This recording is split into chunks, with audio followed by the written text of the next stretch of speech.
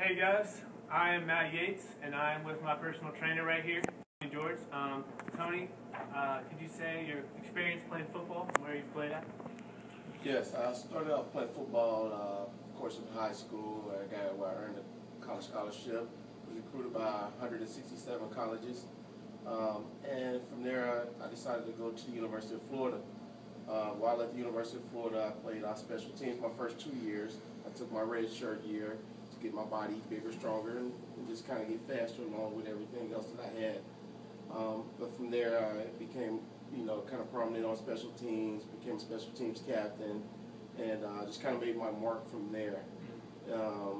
After spending another year on special teams, which was my sophomore year, I just decided to go about it and make things a little bit better by having an opportunity, or giving myself an opportunity to be a starter on the team.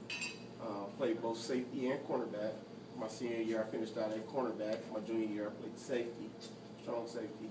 But being able to have versatility in all those positions is what got me drafted 91st overall in the 99 draft by New England Patriots. And then from there, I spent 3 years with New England Patriots and then another year with the Tennessee Titans. In all those places, I was a special teams guru. That's what they called me. And from there, I broke into the starting lineup my first year, where I started the last 2 games of my rookie season. That's awesome. And with your experience playing football, how does physical exercise affect your mood and how you played and how before working out for games? How did it affect your mood? Well, I think what it did is it gave you a release. What it does is it helps to bring a newness to your mind. What you're trying to do whenever you play any type of sport, you're trying to bring a newness to your mind where you can just totally concentrate on that particular sport. What exercise does is it puts you in a mindset that you break your body down physically as much as you can throughout the whole week, so that by the time game time gets here, it's pretty easy. It's a piece of cake, and that's what you want to do when you play the game. And have you ever missed a week, got hurt, missed a day, and missed a week, and how has that affected your game plan, your mindset before the game? What do you feel after that week of hurtness?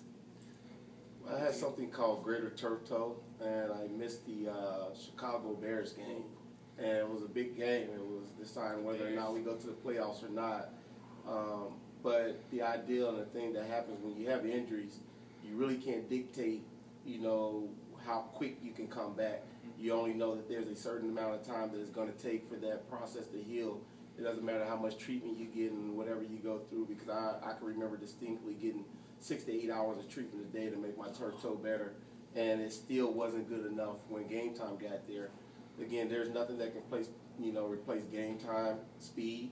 So throughout the week, everything felt pretty good.